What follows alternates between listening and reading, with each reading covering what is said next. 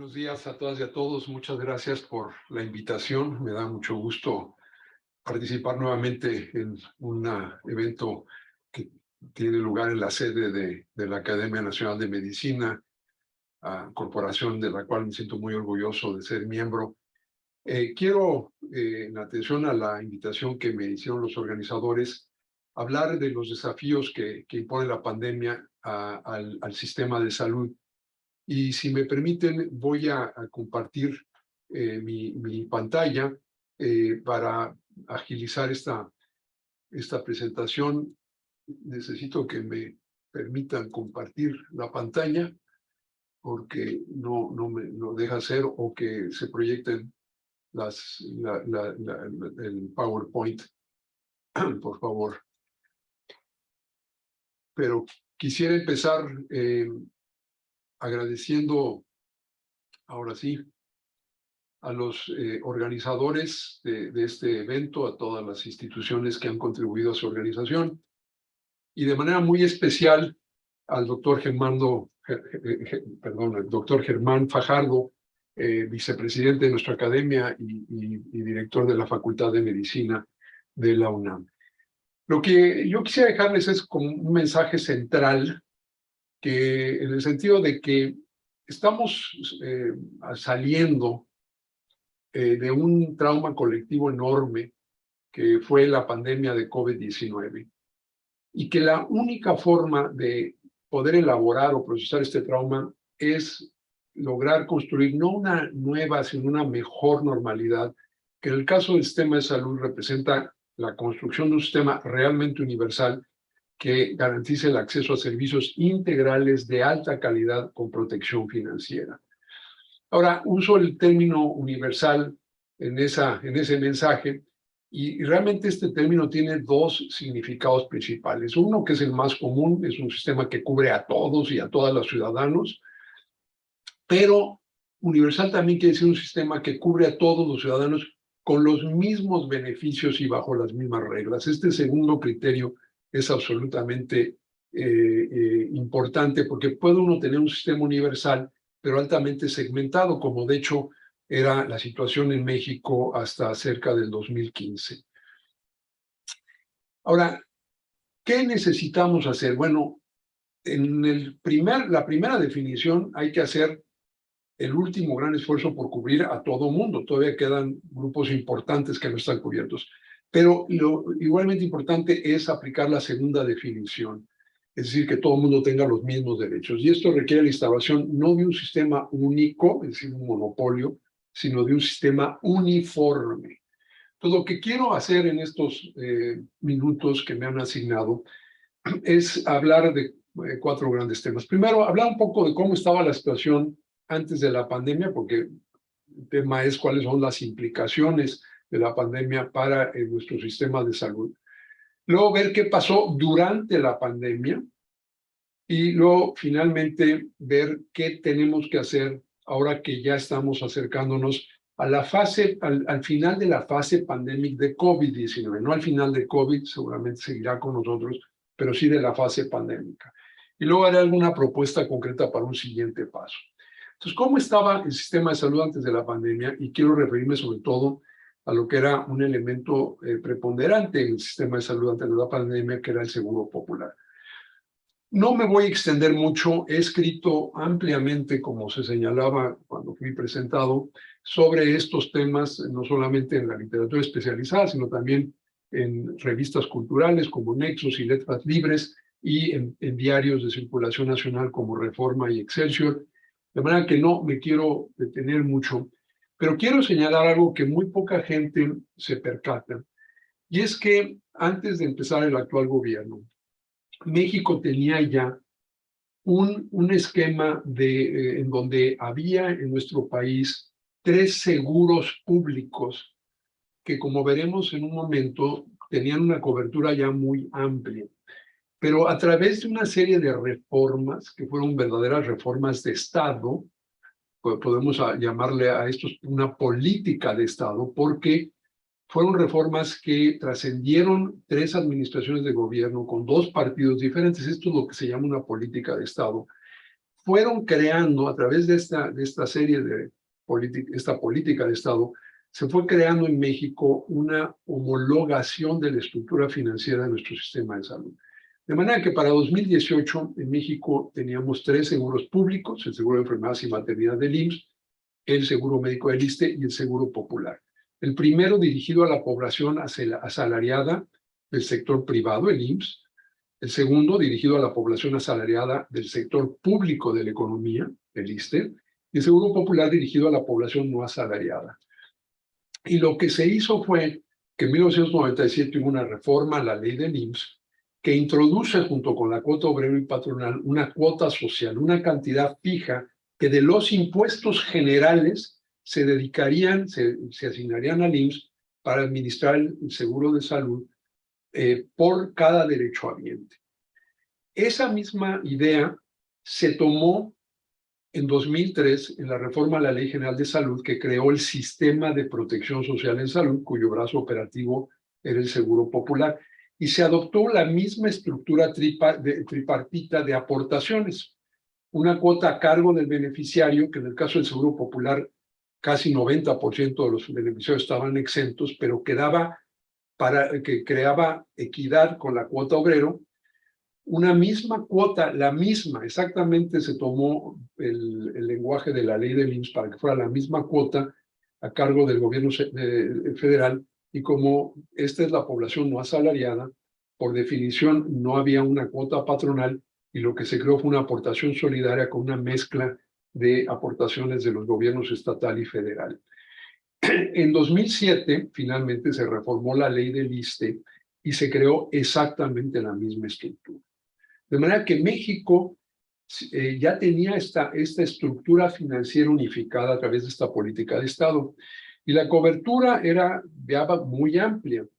Si vemos la encuesta intercensal de 2015 y la ENSALUD 2015, que es el número más cercano que tenemos a 2018, si vemos los seguros públicos, incluyendo el Seguro Popular, la Seguridad Social en conjunto, de lo cual lo más importante son IMSS e ISSSTE, y luego los seguros privados, estos eran los números. El Seguro Popular para 2015 tenía 56 millones de afiliados, la Seguridad Social en su conjunto 42, estoy hablando de cobertura de seguro público de salud, obviamente la Seguridad Social daba otras prestaciones, y había más o menos 8 millones de personas con un seguro privado. La mitad de ellos también tenían un seguro público, pero además tenían un seguro privado. O sea que si tomamos nada más el aumento neto de 4 millones, había en total en ese entonces 102 millones de personas y quedaban todavía 17 millones de mexicanos sin protección en salud, es decir, el 14%.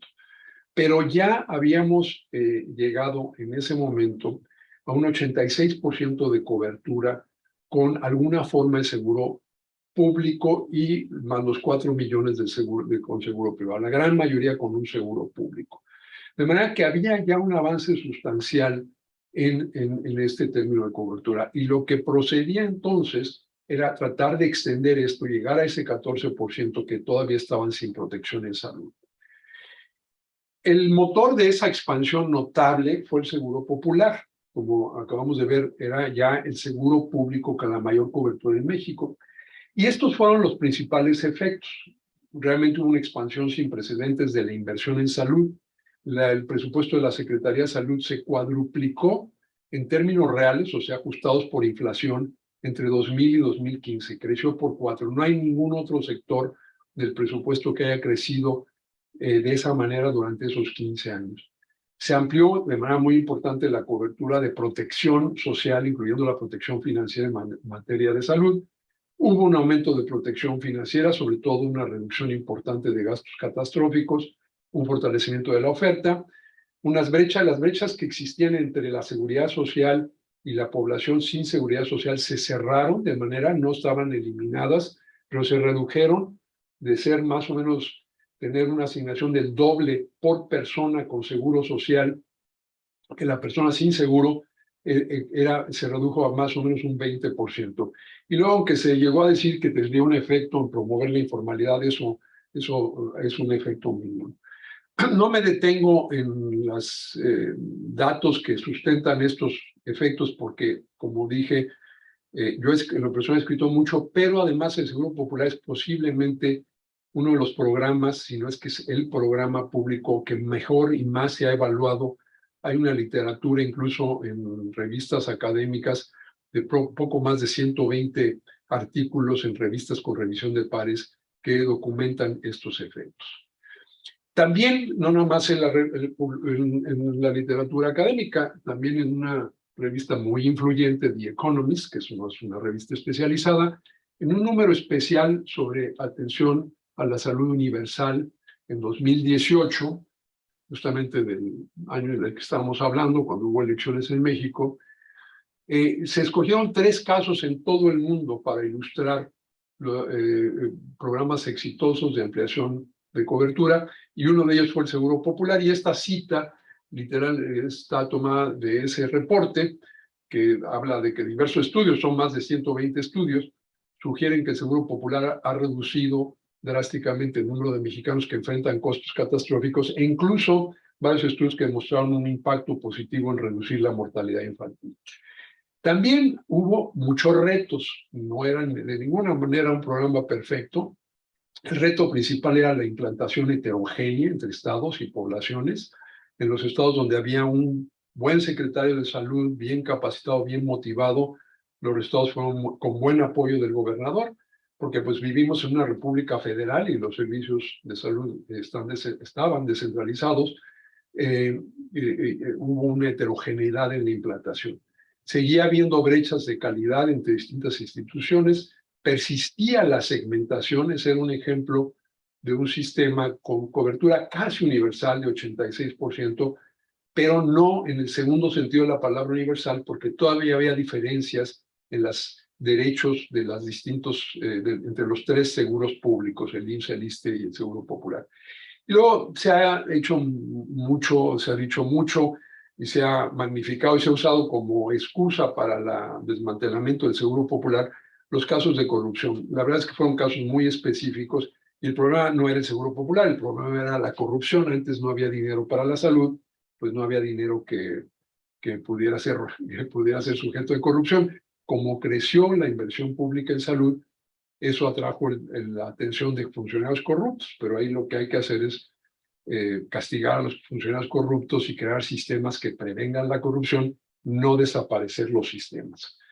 Esta era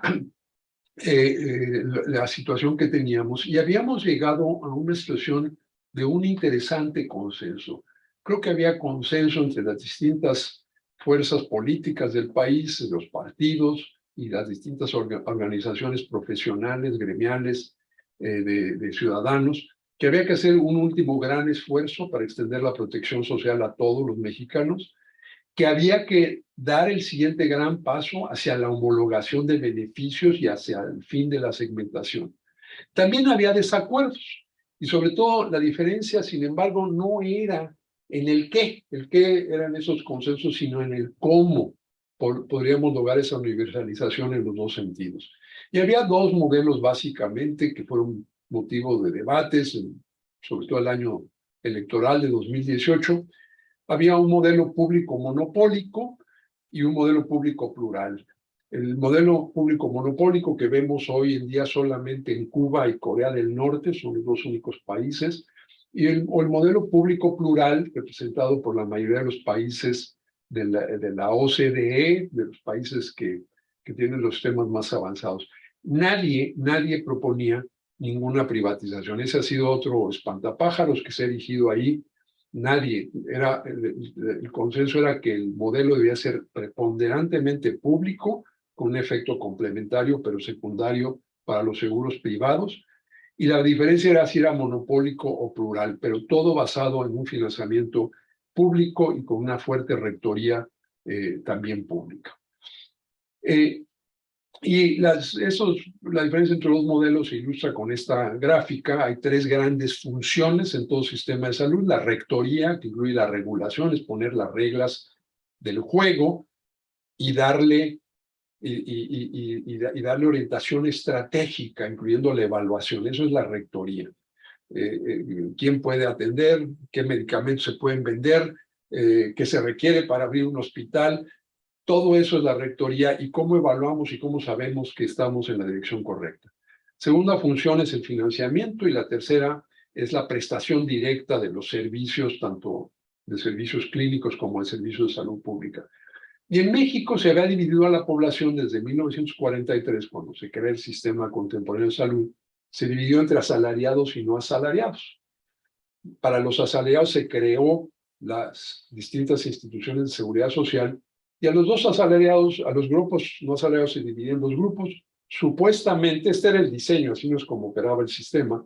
Los no pobres los atendería el sector privado y los pobres la Secretaría de Salud, que se crea en 1943, y luego las secretarías estatales cuando se da la descentralización en los años 80 y 90. El modelo era un modelo que separaba a los distintos grupos sociales e integraba las funciones, de manera que el IMSS y el ISSSTE hacían su propia rectoría, tenían su propio financiamiento y daban su propia prestación en sus propias clínicas y con sus propios médicos. Y la Secretaría Federal y estatales tenían sus propias reglas, su propio financiamiento de impuestos generales y su propia red de prestación. Y luego había un sector privado muy heterogéneo, por eso es una línea más bien punteada, muy heterogéneo, con pocas reglas, con un financiamiento sobre todo de bolsillo que daba lugar a muchos gastos catastróficos y una prestación muy, muy heterogénea. El modelo público monopólico lo que hace es que une todo en una sola Secretaría Nacional de Salud que hace todas las funciones para toda la gente.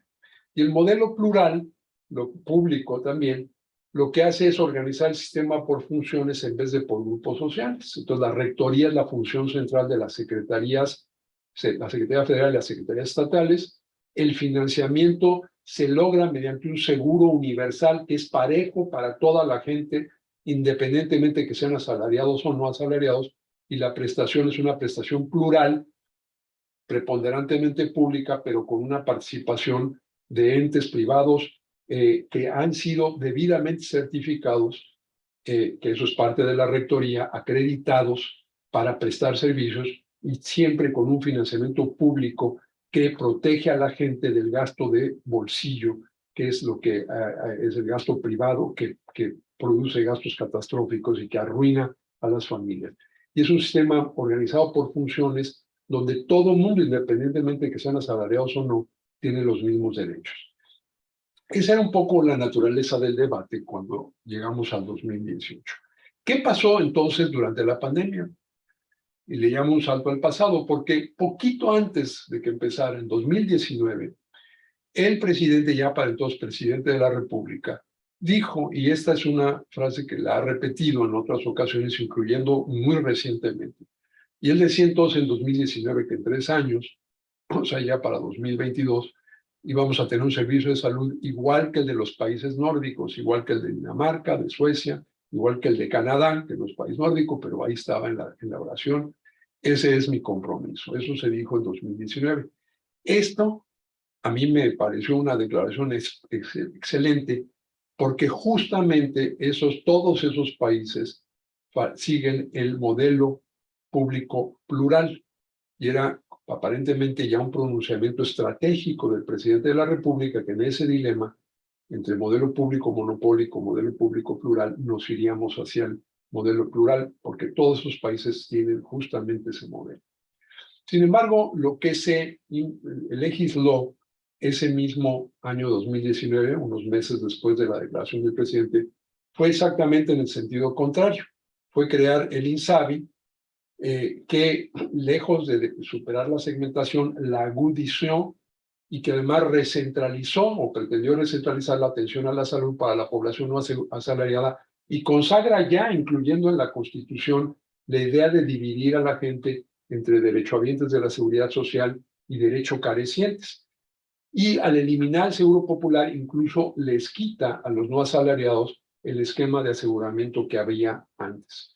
Además, reduce los beneficios porque también la ley ya dice que solamente cubre primero y segundo nivel, cuando el Seguro Popular, a través del Fondo de Protección contra Gastos Catastróficos, cubría un buen número y un número creciente de enfermedades complejas de alto costo, atendidas sobre todo en el tercer nivel, como todos los cánceres infantiles, el cáncer de mama, el cáncer cervicuterino y varias otras. Hay también son 6 regresiones. La segunda es el debilitamiento de la capacidad rectora de la Secretaría de Salud, desapareciendo la subsecretaría que se encargaba sobre todo de la rectoría y debilitando a la COFEPRIS de ser un órgano desconcentrado, integrándolo dentro de la administración pública, sujeto ya a una lógica más bien política más que técnica.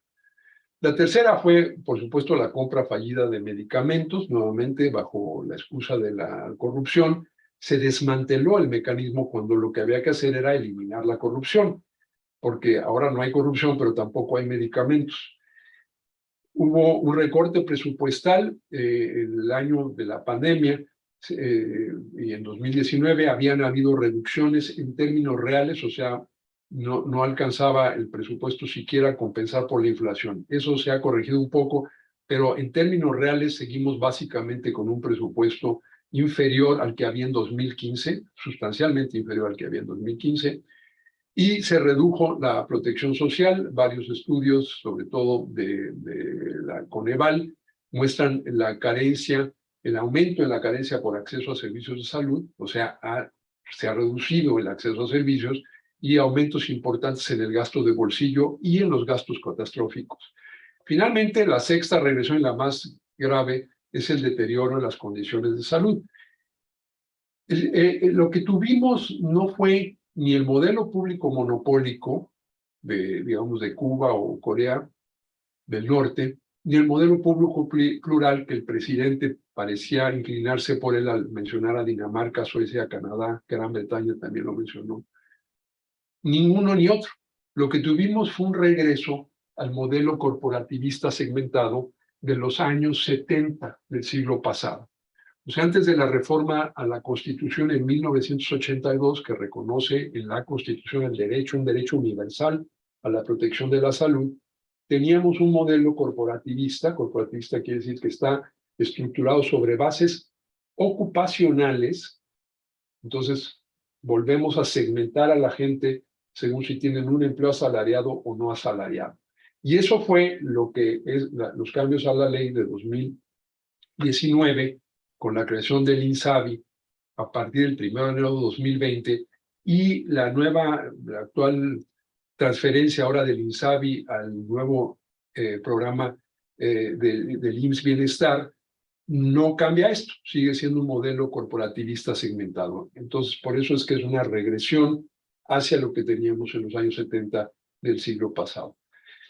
La pandemia fue la gran prueba de este nuevo modelo que se acababa de legislar, y por una coincidencia macabra, justamente en enero de 2020, cuando se inauguraba el nuevo modelo, este modelo que restaura el sistema corporativista del siglo pasado, tuvo la mayor prueba que ha tenido el sistema de salud mexicano con la pandemia. Y el pobre desempeño que tuvo México puso de manifiesto de manera muy dramática las limitaciones de ese modelo. Todas estas cifras ustedes las conocen: más de 320,000 muertes oficiales, que es muy grave, es el quinto lugar más alto, pero si vemos las muertes en exceso, este 54% de exceso de mortalidad es también de los peores del mundo y el más alto de los países de la OCDE.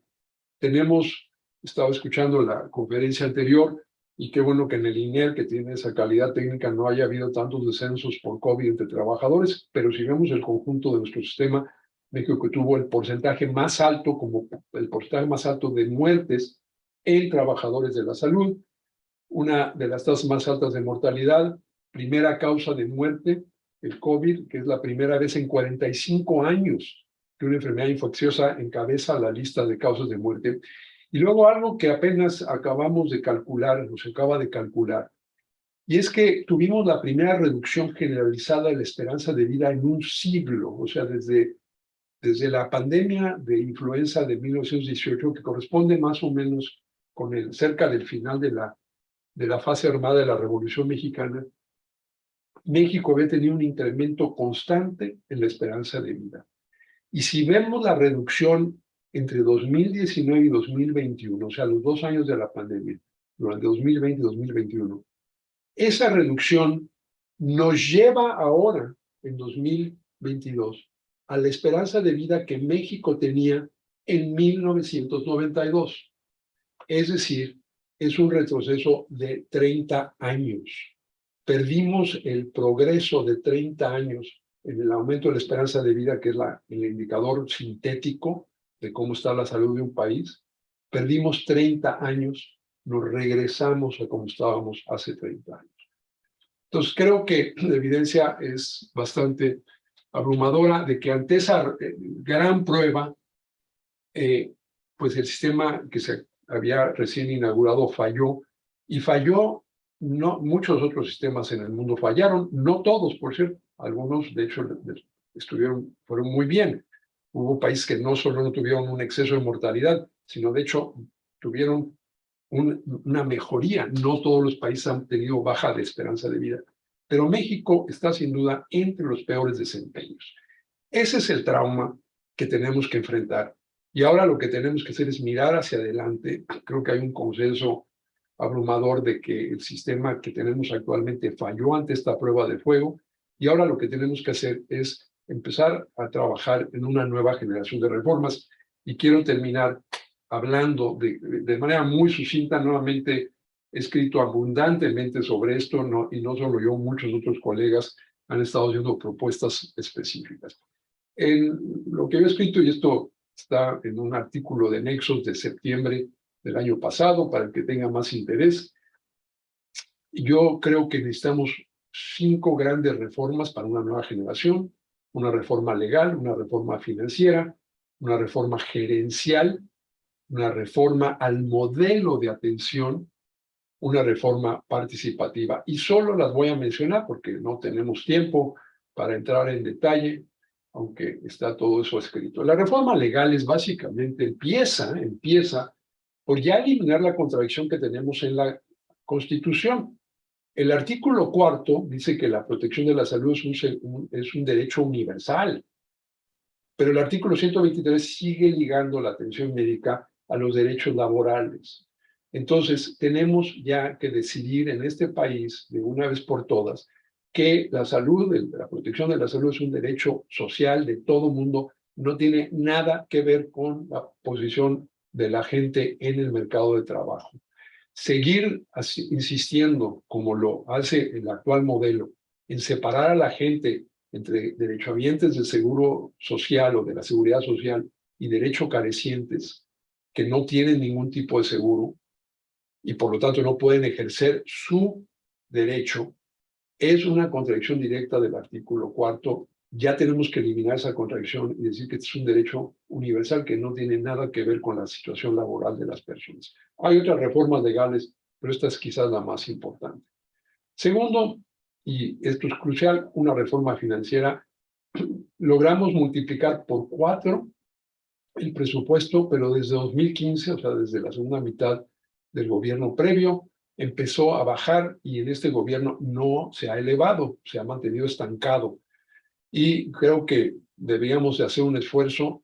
Gracias al Seguro Popular se le agregó 1 punto porcentual del PIB al gasto público en salud, a la inversión pública en salud. El actual gobierno había prometido también agregarle 1 punto porcentual del PIB.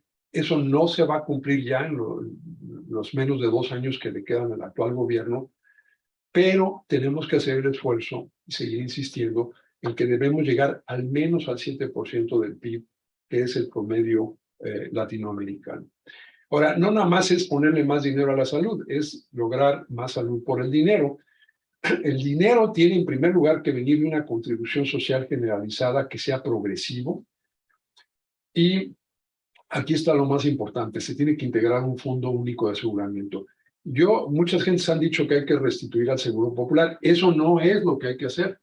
Lo que hay que hacer es dar el siguiente paso, que es crear un seguro o fondo, a algunas gentes no les gusta la palabra seguro, un fondo universal de aseguramiento que integre los 3 fondos.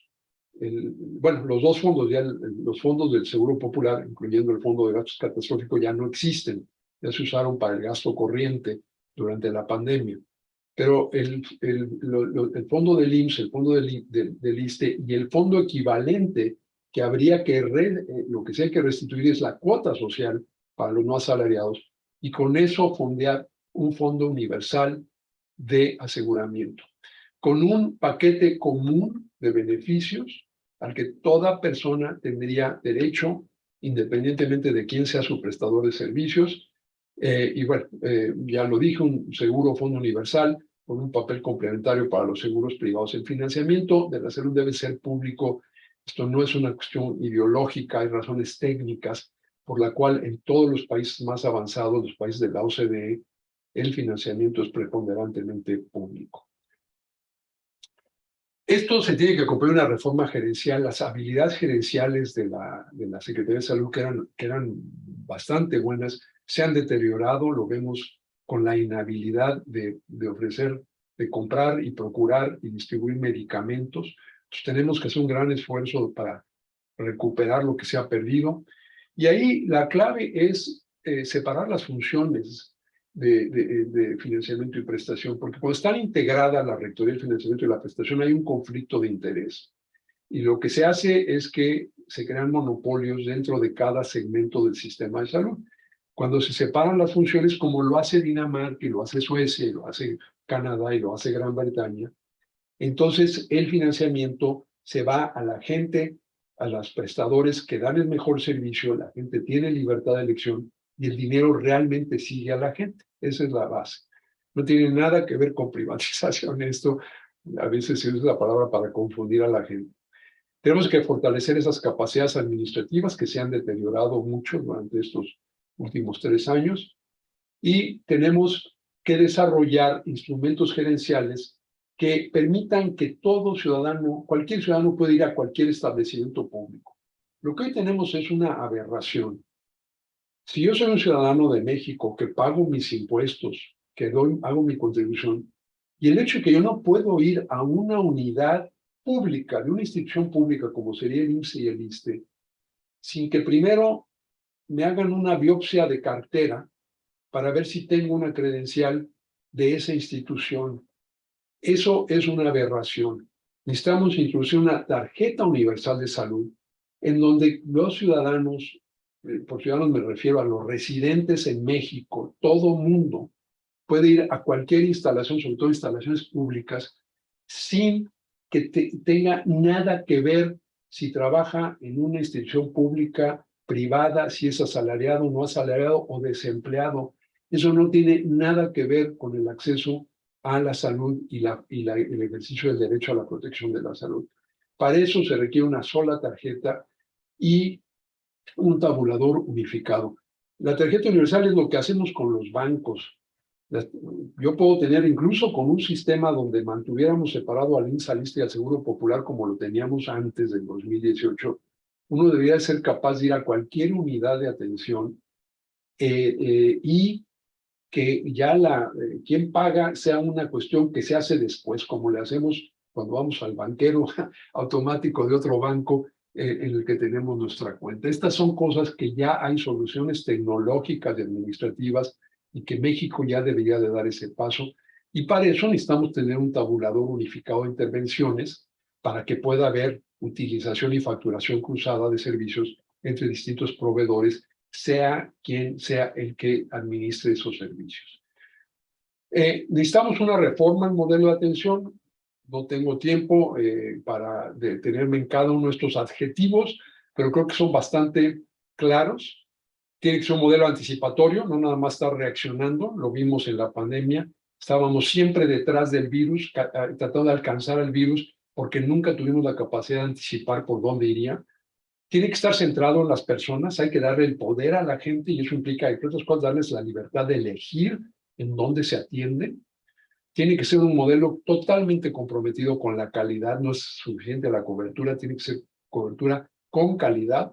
Tiene que ser integral en el sentido de que cubra todo. Eso de decir de antemano, como lo dice la reforma a la ley de salud, la reforma de 2019, que solamente se garantiza el primer y segundo nivel, eso es expropiar los derechos de la gente. Tiene que ser integral. La gente pobre también les dan enfermedades que requieren tercer nivel de atención.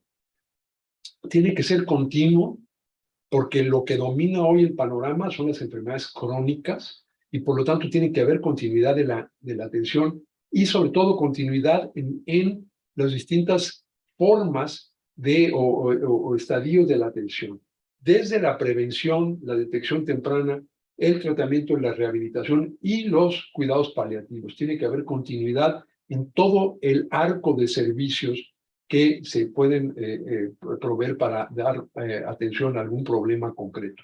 Tiene que ser plural, es bueno que haya pluralismo en la prestación, aunque el financiamiento sea preponderantemente público y la rectoría sea pública.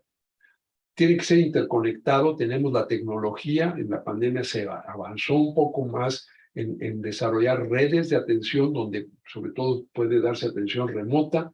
Tiene que ser sostenible financiera y ambientalmente, responsable, o sea, que le responda a los ciudadanos, que rinda cuentas, y finalmente tiene que ser innovador, es decir, que invierta en la investigación, no como lo hemos visto en años recientes, denostando a los investigadores y desmantelando el aparato de investigación científica.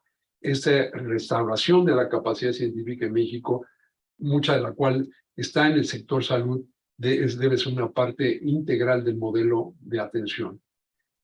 Finalmente, se requiere una reforma participativa que le dé poder a la gente, no a los burócratas, y esto requiere, en primer lugar, medidas para informar y educar, sobre todo combatiendo activamente la desinformación, que fue algo muy grave que vimos durante la pandemia, incluyendo desinformación que provenía de los más altos niveles de liderazgo político.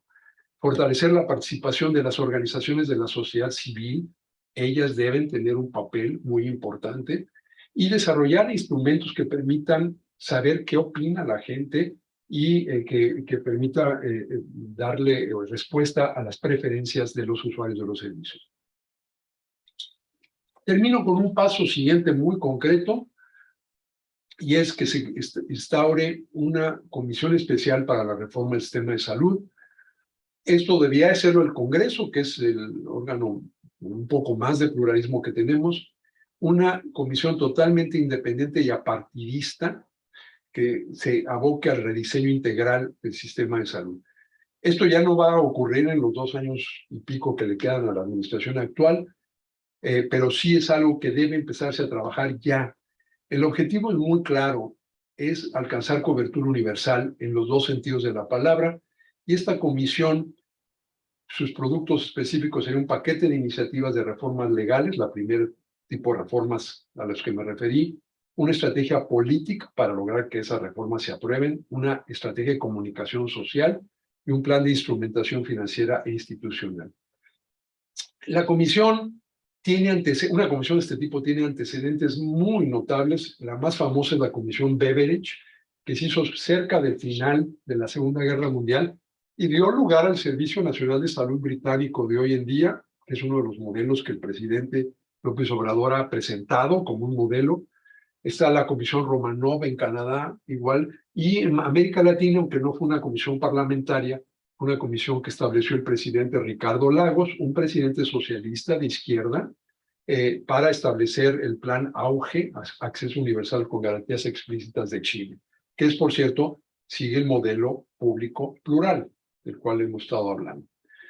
Esta comisión se crearía por mandato del Poder Legislativo, ya lo dije, sería plural, con diputados y senadores de todos los partidos, organizaciones de la sociedad civil, instituciones académicas, filantrópicas, representantes de los sindicatos y de las corporaciones profesionales como la Academia Nacional de Medicina y entidades privadas.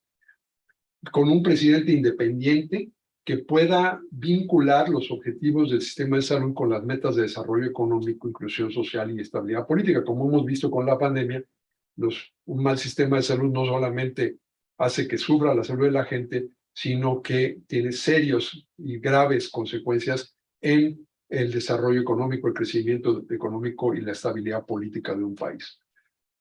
Termino, pues, reiterando el propósito central.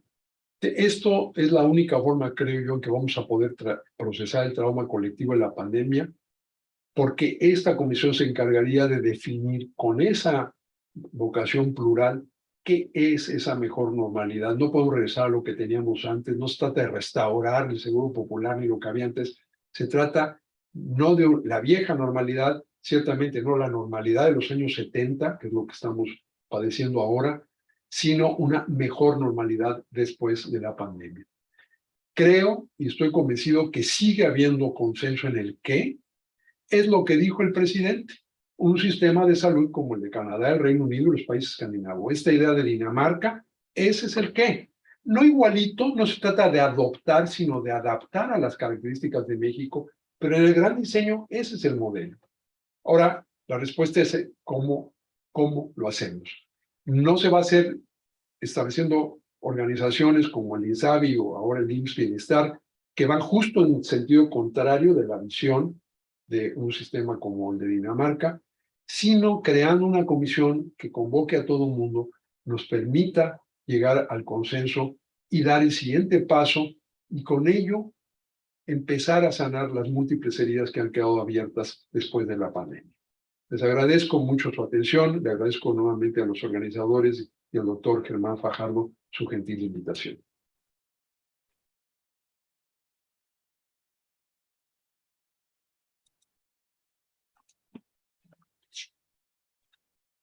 Es un honor haber tenido la oportunidad de saludarlo y de contar con su participación.